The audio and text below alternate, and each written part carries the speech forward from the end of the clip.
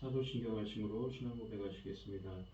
전능하사 천지를 만드신 하나님 아버지를 내가 믿사오며 그 외아들 우리 주 예수 그리스도를 믿사오니 이는 성령으로 잉태하사 동정녀 마리아에게 나시고 본디오 빌라도에게 고난을 받으사 십자가에 못 박혀 죽으시고 장사한 지 사흘 만에 죽은 자 가운데서 다시 살아나시며 하늘에 오르사 전능하신 하나님 우편에 앉아 계시다가 저리로서 산자와 죽은 자를 심판하러 오시리라. 성령을 믿사오며 거룩한 공예와 성도가 서로 교통하는 것과 죄를 사하여 주시는 것과 몸이 다시 사는 것과 영원히 사는 것을 믿사옵나이다. 아멘. 찬송가 285장입니다. 찬송가 285장입니다. 주의 말씀 받은 그날 참 기쁘고 복되도다. 이 기쁨만 못 이겨서 온 세상에 전하노라. 기쁜 날 주 나의 죄 다 씻은 날 늘 깨어서 기도하고 늘 기쁘게 살아가리. 기쁜 날 주 나의 죄 다 씻은 날 이 좋은 날 내 천한 몸 새 사람이 되었으니 이 몸과 마음 다 바쳐서 영광의 주를 섬기리. 기쁜 날 주 나의 죄 다 씻은 날 늘 깨어서 기도하고 늘 기쁘게 살아가리. 기쁜 날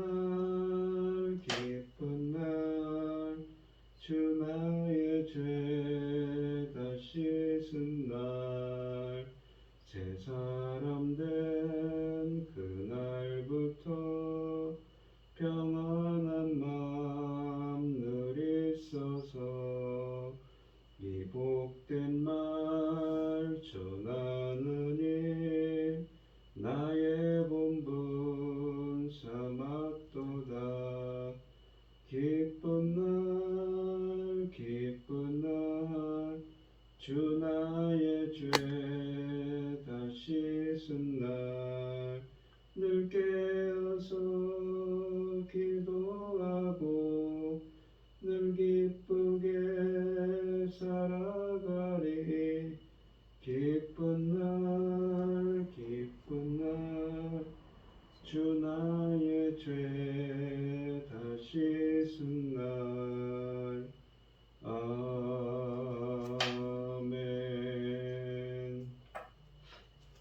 오늘 함께 하실 하나님의 말씀은 레위기 14장 1절로 20절입니다. 레위기 14장 1절로 20절입니다. 교독을 하도록 하겠습니다. 제가 먼저 읽겠습니다. 여호와께서 모세에게 말씀하여 이르시되 나병원되고 정결하게 되는 날을 규례는 이러하니 곧 그 사람을 제사장에게 데려갈 것이요 제사장은 진영에서 나가 진찰할지니 그 환자에게 있던 나병 환부가 나았으면 제사장은 그 정결함을 받을 자를 위하여 명령하여 살아있는 정결한 새 두 마리와 백향목과 홍색 실과 우슬주를 가져오게 하고 제사장은 또 명령하여 그 새 하나는 흐르는 물 위 질그릇 안에서 잡게 하고 다른 새는 산채를 가져다가 백향목과 홍색 실과 우슬주와 함께 가져다가 흐르는 물 위에서 잡은 새의 피를 찍어 나병에서 정결함을 받을 자에게 7번 뿌려 정하다 하고 그 살아있는 새는 들에 놓을지며 정결함을 받는 자는 그 옷을 빨고 모든 털을 베리고 물로 몸을 씻을 것이라. 그리하면 정하리니 그 후에 진영에 들어올 것이나 자기 장막 밖에 이레를 머물 것이요. 7째 날에 그는 모든 털을 밀되 머리털과 수염과 눈썹을 다 밀고 그의 옷을 빨고 몸을 물에 씻을 것이라. 그리하면 정하리라. 8째 날에는 흠없는 어린 양수 어린 순양 2마리와 일년된 흠없는 어린 암양 1마리와 또 고운 가루 10분의 3 에바에 기름 섞은 소재물과 기름 한 록을 취할 것이요. 정결하게 하는 제사장은 정결함을 받을 자와 그 물건들을 회막문 여호와 앞에 두고 어린 순양 1마리를 가져다가 기름 한 록과 아울러 속건제로 드리되 여호와 앞에 흔들어 유제를 삼고 그 어린 순양은 거룩한 장소 곧 속죄제와 번제물 잡는 곳에서 잡을 것이며 속건제물은 속죄제물과 마찬가지로 제사장에게 돌릴지니 이는 지극히 거룩한 것이니라. 제사장은 그 속건제물을 피를 취하여 정결함을 받을 자 오른쪽 귓보리와 오른쪽 엄지 손가락과 오른쪽 엄지 발가락에 바를 것이요. 제사장은 또 그 한 록의 기름을 취하여 자기 왼쪽 손바닥에 따르고 오른쪽 손가락으로 왼쪽 손에 기름을 찍어 그 손가락으로 그것을 여호와 앞에 7번 뿌릴 것이요. 손에 남은 기름은 제사장이 정결함을 받을 자의 오른쪽 귓보리와 오른쪽 엄지손가락과 오른쪽 엄지발가락 곧 속건제물의 피 위에 바를 것이며 아직도 그 손에 남은 기름은 제사장이 그 정결함을 받은 자와 머리에 바르고 제사장은 그 여호와 앞에 그를 위하여 속죄하고 또 제사장은 속죄제를 드려 그 부정함으로 말미암아 정결함을 받을 자를 위하여 속죄하고 그 후에 번제물을 잡을 것이요. 제사장은 그 번제와 수제를 제단에 드려 그를 위하여 속죄할 것이라. 그리하면 그가 정결하리라. 아멘. 오늘 복음 말씀의 제목은 새 삶이 시작됩니다 입니다. 이 나병 환자가 진영 밖으로 이렇게 쫓겨났지요. 진영 밖에 나병 환자가 나왔을 때 진행되는 정결 의식이 소개됩니다. 진영 밖에서의 정결 의식에 이어서 속건제, 속죄제, 번제, 소제를 드려야 공동체로 복귀할 수가 있습니다. 1절부터 8절은 나병 환자의 첫 정결 의식에 대한 이야기입니다. 1절은 레위기 13장의 나병 환자의 규정을 계속 이어가고 있음에도 불구하고 여호와께서 모세에게 말씀하여 이르시되 라는 말로 시작합니다. 2절과 3절에 의하면 나병 환자를 정결하게 하는 첫째 날 정결 의식은 진영 밖에서 진행되었으며 이 의식은 제사가 아니라 나병 환자가 완치되면 먼저 그를 제사장에게 데려가야 했고 제사장은 그를 성막에서 맞이하는 것이 아니라 진영 밖으로 나가서 진찰해야 했습니다. 그 이유는 나병 환자의 완치 여부가 확인되지 않았고 나병으로부터 정결하게 되지 않았기 때문에 진영에 들어가면 성소와 회중을 부정하게 만들 수 있기 때문입니다. 이 정결의식에서 제사장은 나병 환자가 고쳐졌는지를 관찰하는 역할과 그를 제사적으로 정결하게 하는 역할만 했습니다. 진영 밖에서 나간다는 것은 이 이스라엘의 광야 생활을 전제로 주어진 규정이며 가나안에 들어가서는 제사장이 성 밖으로 나가서 나병 환자를 맞이하였을 것입니다. 나병 환자는 최종적으로 정결하게 되기 전까지 진영 밖에 머물러야 했습니다. 4절에 의하면 이 제사장은 정결하게 할 자를 위하여 살아있는 정결한 새 2마리와 백향목과 홍색실과 우슬초를 가져오도록 명령했습니다. 백향목과 홍색실과 우슬초는 민수기 19장 6절에서 정결을 위한 붉은 암송아지의 재를 만들 때 함께 넣었던 것들입니다. 정결의식을 위한 물품에는 2가지가 강조됩니다. 첫째는 살아있는 이라는 말이 강조되고 있습니다. 우선 제사장이 가져오게 한 새 2마리는 제사에 사용되는 집비둘기가 아니라 야생조류입니다. 야생새를 가져오게 한 이유는 2마리 중에 1마리를 진영 밖 들판으로 날려보내야 하는데 집 비둘기의 경우 들판으로 날아가지 않고 진영으로 되돌아오기 때문입니다. 특이한 것은 이 새를 살아있는 새라고 합니다. 구약성경에서 재물을 짐승이나 새는 살아있는 것들만 사용하지만 이것들에 살아있는이라는 표현을 붙이지는 않습니다. 하지만 레위기 14장 4절에서 나병 환자를 정결하게 하기 위해 사용하는 새에게 살아있는의 의미를 가지고 있는 히브리어 형용사를 첨가합니다. 이 표현을 첨가한 것은 나병 환자가 죽음과 같은 상황에서 생명의 삶으로 회복되는 것을 보여주기 위한 의도 때문이었습니다. 두 번째로 강조되는 것은 붉은색입니다. 나병 환자의 정결의식을 위해 백향목을 가져오게 했습니다. 백향목은 구약성경의 제사나 정결의식 중에서 붉은 암송아지 재를 만드는 경우를 제외하고 나병 환자 정결의식에서만 사용했습니다.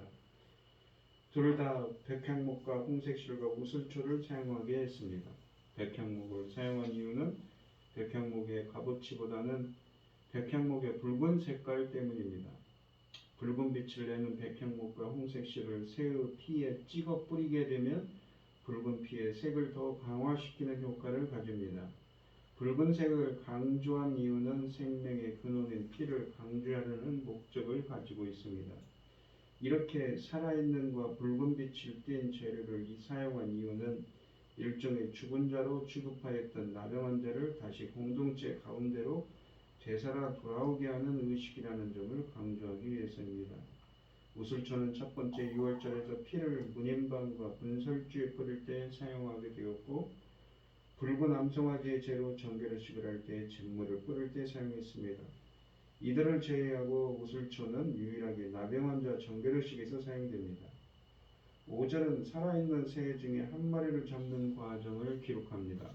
이 새를 잡을 때는 흐르는 물을 위해서 질그릇 속에 새를 집어넣은 상태에서 목을 잘라 피를 질그릇에 받습니다.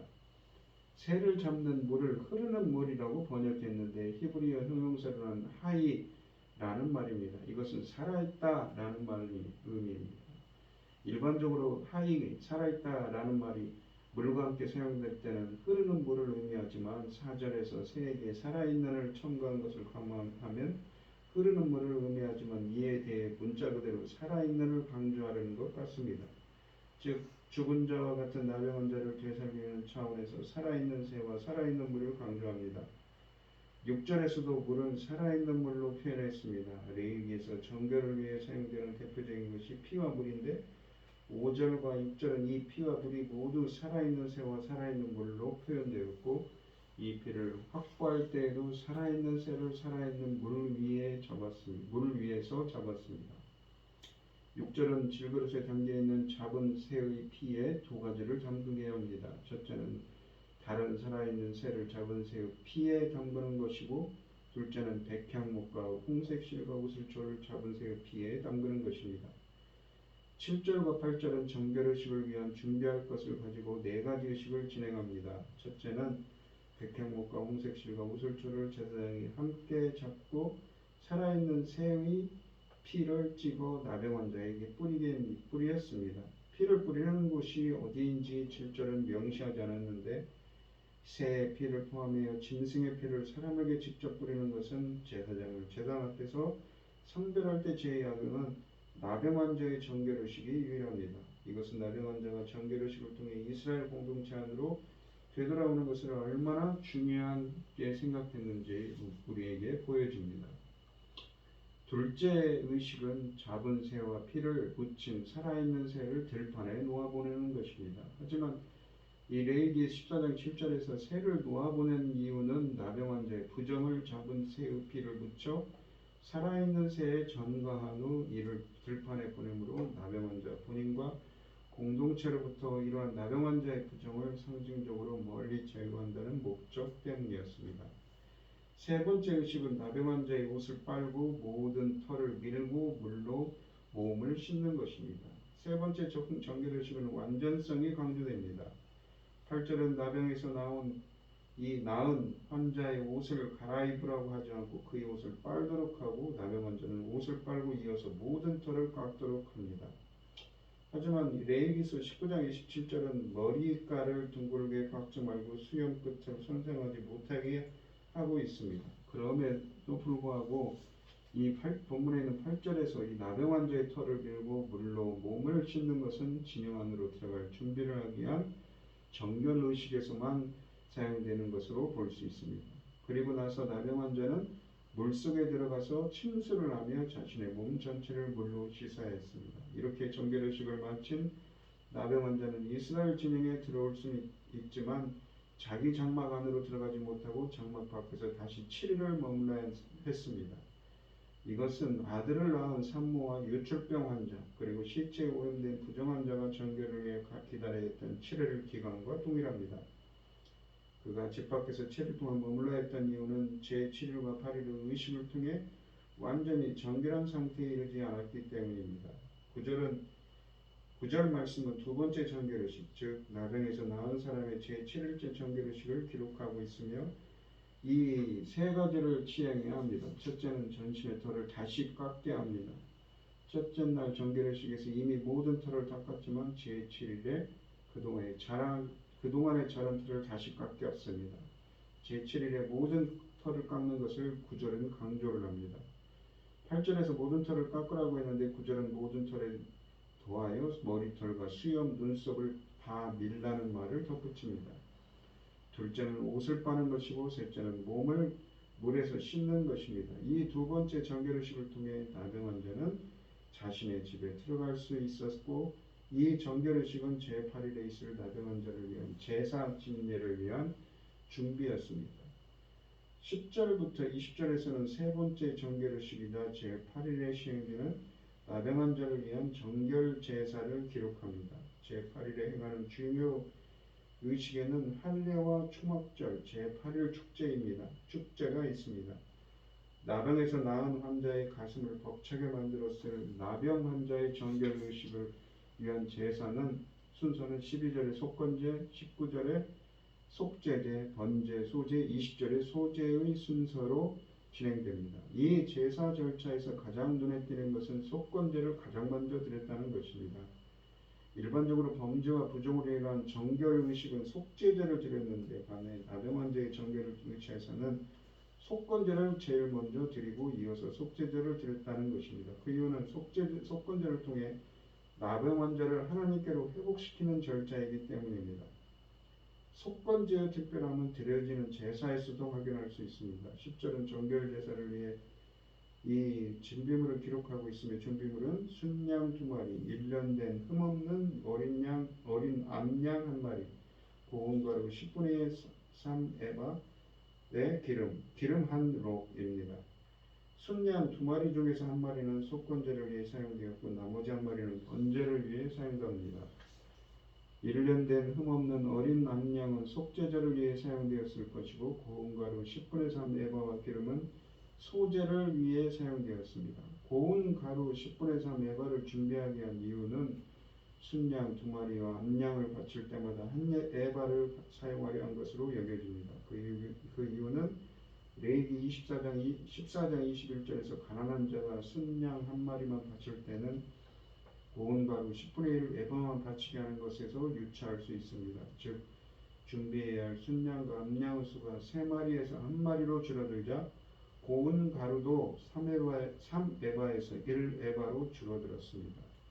기름 한 록은 나병 환자에게 바르기 위해 사용합니다. 이 제사들 중에서 레위기 14장 10절로 20절은 속건제에 관한 기록, 12절로 14절에 쓰여있고 기름 한 록을 나병 환자에게 바르는 방법에 대한 기록은 15절로 18절에 기록되어 있습니다. 여기에 집중하고 있으며 속죄제와 번제와 소제에 관하여는 간략하게 19절과 20절에서 언급합니다. 11절은 준비된 정결 제사를 제물과 나병 환자를 회막문 여호와 앞에 두게 합니다.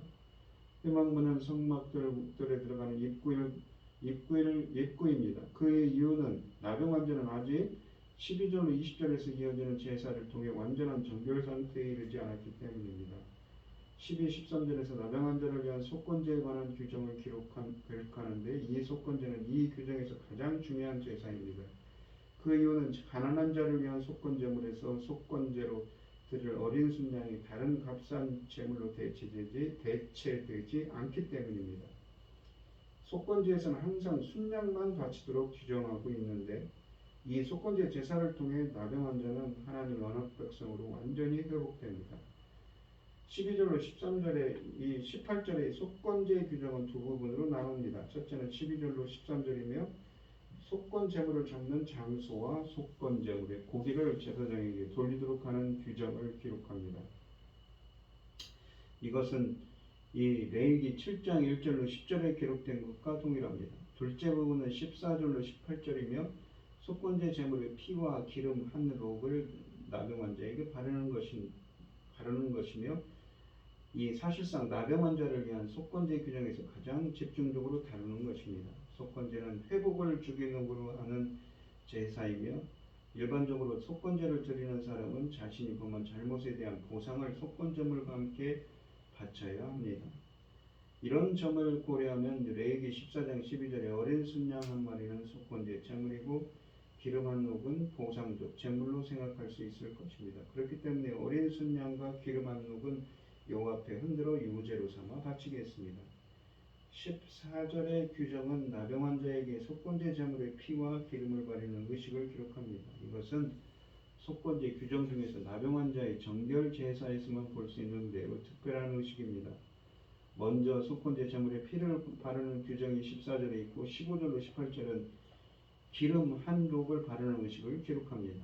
14절은 먼저 제사장이 속건 제물의 피를 취하여 나병한 자의 오른쪽 귓불과 오른쪽 엄지발가락과 오른쪽 엄지 손가락에 바르게 합니다. 이렇게 제물의 피를 오른쪽 귀, 오른쪽 엄지발가락, 오른쪽 엄지손가락에 바르는 것은 레위기 8장 21절로 24절에 아론과 그의 아들을 제사장으로 위임식할 때 했던 방식과 유사합니다.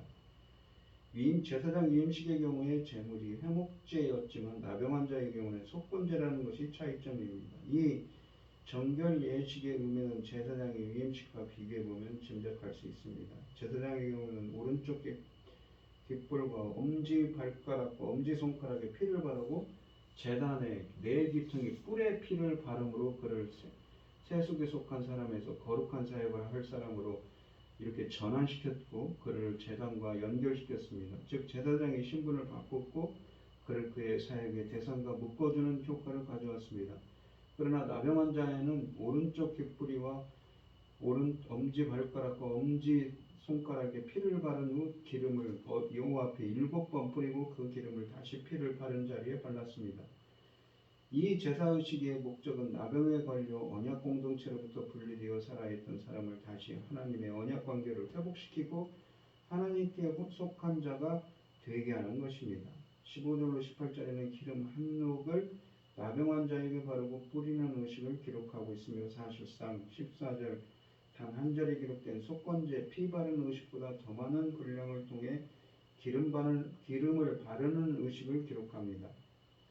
세 가지 절차에 따라 진행되는데 첫째는 15절 16절에 의하면 제사장은 기름 한 록을 취하여 자기 왼쪽 손바닥에 따르고 오른손 손가락으로 왼쪽 손에 기름을 찍어 여호와 앞에 7번 뿌리게 합니다.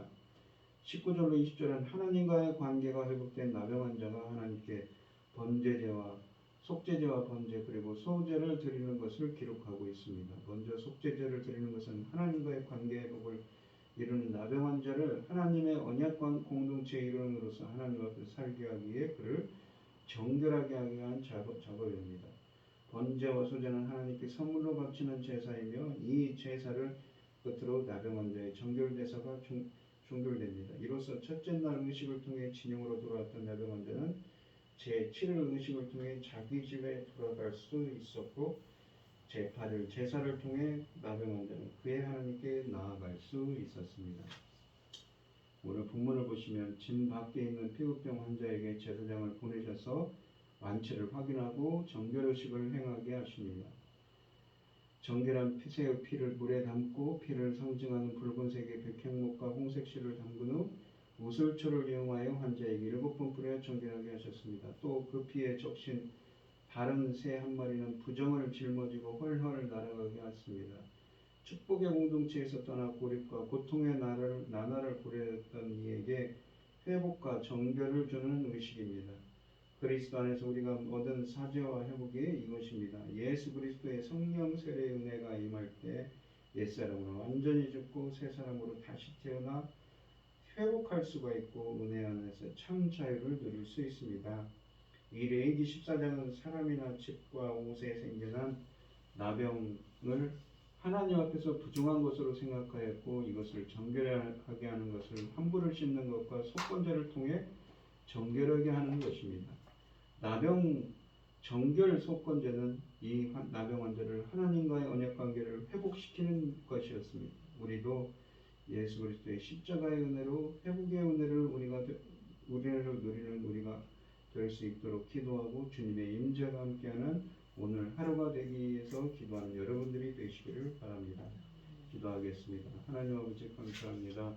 나병 환자가 정결하게 되어서 이렇게 속건제를 드리고 언약 관계가 회복된 것처럼 정결하게 된 것처럼 저희들도 오늘 하루 회복의 은혜를 누리고 주님의 임재가 함께하는 오늘 하루가 되게 하여 주시옵소서. 오늘 거룩한 주일입니다.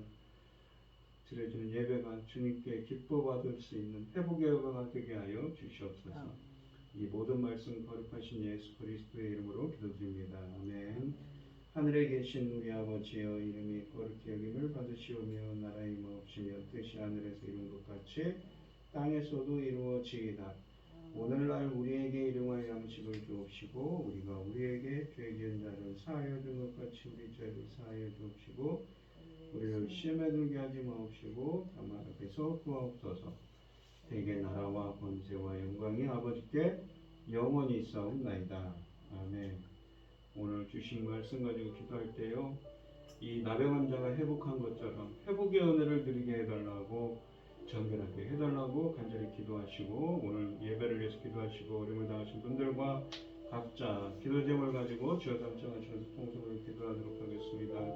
주여 주여 주여 아버지 하나님 나병 환자가 회복의 은혜를 누리고 언약 공동체 안으로 들어올 수 있었던 것처럼 저희들도 회복의 은혜를 누리고 주님의 임재를 함께하며 영광을 함께하며 주님과 동행하는 회복의 은혜를 누리는